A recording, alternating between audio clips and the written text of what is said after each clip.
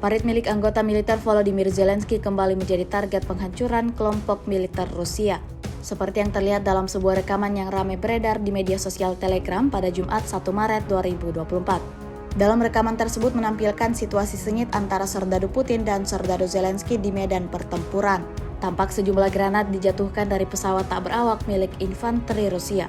Akibatnya terlihat sekitar 20 ledakan terjadi di titik yang ditargetkan. Narasi unggahan menyebutkan resimen ke-102 Rusia menghancurkan prajurit Ukraina di daerah Krasny dan mendukung penyerangan ke desa. Sejauh ini tidak diketahui pasti apakah ada korban jiwa imbas serangan dari drone ledak Rusia ini.